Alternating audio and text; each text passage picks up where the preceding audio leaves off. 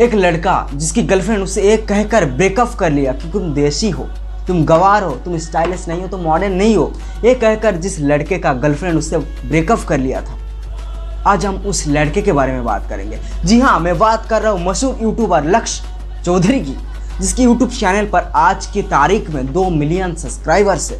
कहते हैं ना, जिनके जेब गर्म होता है वो शौक रखता है, लेकिन जिसका खून गर्म होता है वो अपने नाम से अपने काम का ख्वाब रखते हैं।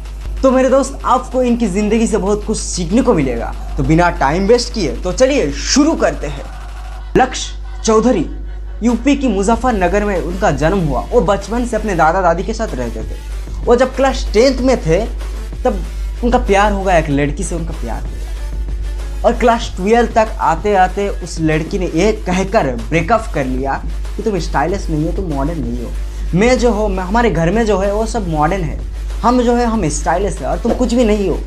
एक कहकर जब वो लड़की ने लक्ष्य से ब्रेकअप कर लिया तो जब लक्ष्य की स्कूल की सभी फ्रेंड को पता चला तो उसकी मजाक उड़ाने लगे। लुक्स को लेकर पूरी स्कूल को जब पता चला तो बहुत ज़्यादा मजाक उड़ाने लगे, चिढ़ाने लगे उसको। तो बहुत ज़्यादा इरिटेट होने के बाद उसने सोचा कि अब मैं मुजफ्फरनगर छोड़कर देहरादून जाऊंगा पढ़ने। और वो गया पढ़ने वहाँ पे। तो कॉलेज की छुट्टी में वो घर आया और घर आने के बाद उसकी एक फ्रेंड से पता चला, उसकी फ्रेंड उसे बताया यूट्यूब के बारे में। तब उसने भी सोचा कि मुझे भी यूट्यूब करना चाहिए, यूट्यूब पे मुझे भी वीडियोस बनाना चाहिए। तो उसने यूट्यूब पर वीडियो बनाना शुरू कर दी। लेकिन एक वीडियो डाला, कोई व्यूज़ नहीं, दूसरी वीडियो डाला, कोई व्यूज़ नहीं। वीडियोस पर वीडियोस डालता गया लेकिन कोई रिस्पॉन्स नहीं मिला। जनवरी 2018 में वो एक वीडियो बनाया था, चच्चा मेरा विधायक। ये वाला वीडियो उसका वायरल हो गया और देखते ही देखते उसका चैनल बड़ा हो गया और आज लक्ष्य चौधरी एक ब्रांड बन गए। कहते हैं ना कि आपके अंदर कुछ पाने की चाह है तो पूरी कायनात मिल जाती है आपको उनसे मिलाने को। जिस लक्ष्य को देखकर सभी मजाक उड़ाते थे, जिसके लुक्स के ऊपर सब कमेंट करते थे, आज वही लक्ष्य एक ब्रांड बन चुके हैं। अपने आप में ही एक ब्रांड है वो। और शायद आज उनका वही गर्लफ्रेंड यूट्यूब पर उनके वीडियो देखकर अफसोस करते होंगे कि मैंने क्या खोया है। तो मेरे दोस्त, अपने आप को कभी भी छोटा मत समझना। और इस कहानी से आपको क्या सीख मिला ज़रूर से कमेंट करना। और ऐसे इंटरेस्टिंग मोटिवेशनल वीडियो मैं लेके आता हूँ। अगर आप इंटरेस्टेड हो तो प्लीज़ चैनल को सब्सक्राइब करके बेल आइकन को ऑल प्रेस कर देना। अगले ही वीडियो लेके आऊँगा। तब तक के लिए जय हिंद, जय भारत और वंदे मातरम। एक लड़का सपनों के शहर में अपना कदम रखा और कहा कि मैं एक बड़ा आदमी बनना चाहता हूँ। फिर किसी ने कहा कि तू कोई नौकरी कर ले, धीरे धीरे बड़ा आदमी बन जाएगा। लेकिन उसने कहा कि इतना वक्त नहीं है मेरे पास, और अगले ही दिन चाय की दुकान लगा ली। जी हाँ, मैं बात कर रहा हूँ MBA चाय वाले प्रफुल्ल बिल्लोरे भाई की, जिनका जन्म मध्य प्रदेश के धार जिले में हुए थे। उनके पिता एक किसान के साथ ही साथ एक ब्राह्मण भी थे। आज प्रफुल्ल भाई धीरे धीरे चाय बेचते बेचते अपनी दुनिया बदल दी। वो आज लाखों में कमाते हैं। काम छोटे या बड़े नहीं होते, काम होते, उसने प्रूफ करके दिखाया है। तो मेरे दोस्त, इस कहानी से ये सीख मिलती है कि सफलता कहीं से भी मिल सकता है, पर उसके लिए एक रास्ता ढूंढनी पड़ती है। एक बार एक शहर में 2 दोस्त रहा करते थे। वो दोनों दोस्त एक दिन समुद्र के किनारे गए शंख इकट्ठा करने, ताकि उसे बेचकर अपने लिए वो कुछ पूंजी इकट्ठा कर सके। दोनों दोस्त शंख इकट्ठा कर ही रहे थे, तब पहले वाले दोस्त को एक बड़ा शंख मिला। तो दूसरे वाले दोस्त सोचने लगे कि इसे बड़ा शंख मिला, ये बेचकर तो इसे ज़्यादा रुपए मिलेगा और मुझे कम रुपए मिलेगा। तो उसके दिमाग में है मुझे भी एक बड़ा शंख चाहिए। तो बड़ा शंख ढूंढने लगा। बड़ा शंख ढूंढते ढूंढते वो बड़ा शंख जो ढूंढ रहा था ना, उसी वक्त उसे अगर छोटा छोटा शंख मिलता है तो उसे उठाकर फेंक दे रहा। उसे उठाकर फेंक रहा था, उसे वो छोटा शंख नहीं चाहिए, मुझे सिर्फ बड़ा शंख चाहिए। बड़ा शंख पर कंसंट्रेट करके जा रहा है, उसे मुझे बड़ा शंख चाहिए, बड़ा शंख चाहिए, बड़ा शंख चाहिए। बड़ा शंख ढूंढते ढूंढते दोपहर से शाम हो गया और शाम से रात हो गया। और 2 दोस्त थक हार कर लौट रहा था। पहले वाले दोस्त के पास एक बड़ा शंख और कुछ छोटे शंख थे, और दूसरे दोस्त के पास कुछ भी नहीं था। तो घर जाते वक्त और पहले वाले दोस्त ने वो शंख बेच दिए। बड़ा शंख उसे 1000 रुपये और छोटे छोटे शंख के 3000 रुपये उसे मिला। और ये जानकर दूसरे वाले दोस्त को बहुत दुख हुआ। वो सोच रहा था कि मैं अगर छोटे छोटे शंख को नहीं फेंकता तो मुझे भी इससे ज़्यादा कमाई में कर पाता। और जब वो पहले वाले दोस्त उसे बताया कि ये छोटे छोटे शंख वही शंख है जो तुम उठा के फेंक रहे थे और मैं इकट्ठा कर रहा था, तुम जैसे जैसे फेंकते गए मैं तुम्हारे पीछे पीछे उसे इकट्ठा करता गया। तो जितने भी छोटे शंख है ये तुमने ही फेंके थे और मैंने वो शंख इकट्ठा कर लिए। मुझे बड़ा शंख 1000 रुपये मिला और छोटे छोटे शंख उसे बेचने के बाद मुझे 3000 रुपये मिला। ये जानने के बाद वो दूसरे वाले दोस्त और भी ज़्यादा दुखी हो गए। इसी प्रकार हम एक बड़े चीज़ के चक्कर में कई छोटे छोटे चीज़ या फिर एक बड़े मौके की वजह से हम कई छोटे छोटे मौके हाथ से गंवा देते हैं। इसलिए हर छोटी छोटी चीज़ों पर आप ध्यान दो, उसे इग्नोर मत करो। वो आगे जाकर आपको पता चलेगा, आप उसकी अहमियत आगे जाकर समझोगे, अभी आप उसकी अहमियत नहीं समझोगे। इसका मतलब मैं ये नहीं कह रहा हूँ कि आप छोटा सोचो, छोटा काम करो। मेरे कहने का मतलब यह है कि आप सोच बड़ा रखो, लेकिन उस सोच को पूरा करने के लिए हर छोटे से छोटे काम को आप कर जाओ, जिससे आपको आपकी लक्ष्य हासिल कर सको। दोनों दोस्तों का लक्ष्य एक ही था, वो था पैसे। पहले वाले दोस्त ने छोटे चीज़ों पर भी फोकस किया और बड़े पर भी फोकस किया, लेकिन जो दूसरे वाले दोस्त थे वो सिर्फ बड़े पर फोकस किया, छोटे को इग्नोर कर दिया। जहाँ उसे ज़्यादा रुपए मिलना था, ज़्यादा पैसे उसे कमाना था, वहाँ पे उसे 1 रुपए भी नहीं मिला। और अंत में मैं एक ही बात बताना चाहूँगा कि छोटे छोटे बदलाव ही बड़े कामयाबी के हिस्से होते हैं। तो इस वाले कहानी से आपको क्या सीख मिला ज़रूर से कमेंट करना, और मैं आगे भी लेकर आऊँगा ऐसे इंटरेस्टिंग मोटिवेशनल स्टोरी। अगर आप इंटरेस्टेड हो तो प्लीज़ चैनल को सब्सक्राइब करके बेल आइकन को ऑल प्रेस कर देना।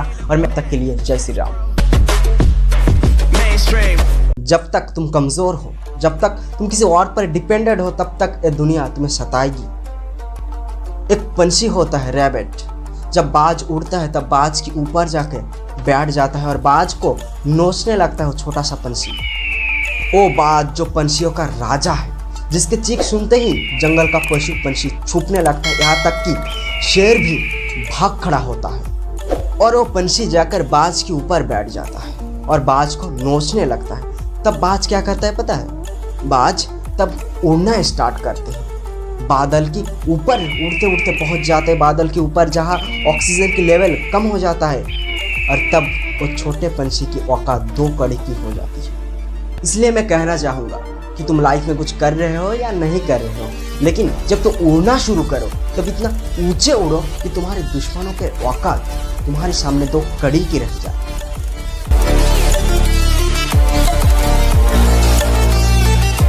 तो गाइस, आज हम छोटा सा एग्जाम्पल देने वाले हैं एक हिरन और एक शेर के बीच। क्या है एक हिरन और क्या है एक शेर? तो चलिए शुरू करते हैं। मेरे दोस्त, एक हिरन का स्पीड होता है 90 किलोमीटर पर आवर। वहाँ पे एक शेर का रफ्तार होता है 58 किलोमीटर पर आवर, लेकिन फिर भी अक्सर हिरन का शिकार हो जाता है। क्यों?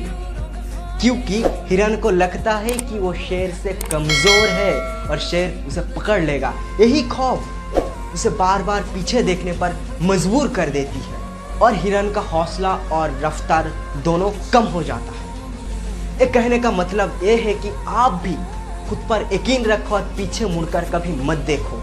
आप अपने लक्ष्य और सपने पर अड़े रहना, कोई आपका साथ दे या ना दे, लेकिन जब तक आप अपने ऊपर विश्वास रखोगे तब तक आपको कोई हरा नहीं पाएगा। इसीलिए अपने आप पर भरोसा रखो। तो गाइस, आज मैं बात करूंगा दोस्त के ऊपर कि दोस्त वो नहीं जो दिखावा करे दोस्त होने का। दोस्त तो वो है जिससे महीने भर बात नहीं होती, लेकिन जब होती है तब महीने की कसर निकल जाती है। सच्चा दोस्त कभी आपका तारीफ नहीं करेगा बेमतलब, लेकिन हाँ, वो सालों गाली जरूर देगा आपको, और वो हमेशा आपके साथ रहती है चाहे आपका वक्त कैसा भी हो।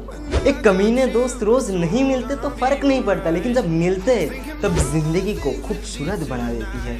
अगर इस प्रकार के दोस्त आपके पास भी है तो जरूर से मेंशन करना।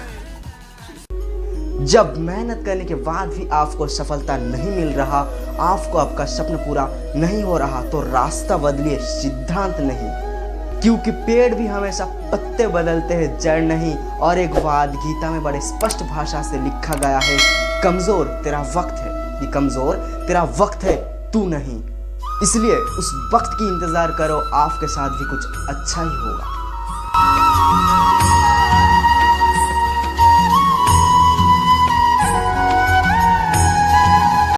हाय गाइस, मैं मिस्टर कुमार। अगर आप सोच रहे हो कि आपकी लाइफ में सब कुछ बुरा चल रहा है, इससे बुरा और कोई हो ही नहीं सकता, तो यकीन मानिए आप सिर्फ और सिर्फ अच्छे हो। तो एक छोटी सी कहानी। एक बार एक राजा अपनी प्रजा की परीक्षा लेने के लिए सड़क के बीचों बीच एक बड़ा सा पत्थर रख दिया और वो उस सड़क से कुछ दूरियां जाके छुप गए। वो देखना चाहते थे कि हमारी प्रजा में से कौन आता है और आके इस पत्थर को सड़क से हटाता है। तो जनता धीरे धीरे उस सड़क से निकल रहे थे, लोगों का आना जाना चल रहा था। कुछ लोग आए, उस पत्थर को देखा और साइड से निकल गया। ऐसे ही चल रहा था और कुछ लोग आए और राजा को गाली देने लगे कि क्या राजा है, हमारी सड़क की हालत ये है, सड़क के बीचों बीच बड़ा बड़ा पत्थर रख दिया है। ऐसे राजा को गाली दे रहा था और राजा दूर से छुपकर सब कुछ देख रहा था। तब भी एक किसान उस सड़क से निकल रहा था, सर पे एक टोकरी था।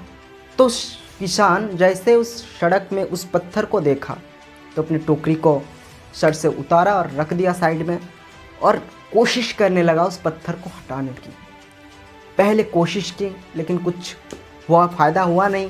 दूसरी बार भी कोशिश किया तो थोड़ा करके घसीटते उसे सड़क के किनारे रख दिया। तो जैसे ही वो किसान उस पत्थर को हटाकर अपने उस टोकरी को उठा के सर पे रखने लगा था, तब देखा कि उसी जगह जहाँ पे वो पत्थर रखा हुआ था वहाँ पे एक थैली है। तो किसान उस थैली को उठाया और खोल के देखा तो उसके अंदर सोने के सिक्के थे और साथ ही साथ एक पत्र भी थे। उस पत्र में लिखा था कि मैं आपकी परीक्षा लेना चाहता था, मैं देखना चाहता था कि सड़क के बीचों बीच से इस मुसीबत की इस पत्थर को हटाकर सफलता के पास पहुँच सके। तो दोस्तों, आपकी ज़िंदगी में भी उस मुसीबत के पत्थर की तरह बहुत सारा पत्थर है। अगर आप उसे हटाने की कोशिश कर रहे हो तो बड़ी अच्छी बात है, और अगर कोशिश नहीं कर रहे हो तो कोशिश करना शुरू कर दीजिए। आज नहीं तो कल, कल नहीं तो परसों वो पत्थर हटेगा और आपको वो मिलेगा जो आप चाहते हो।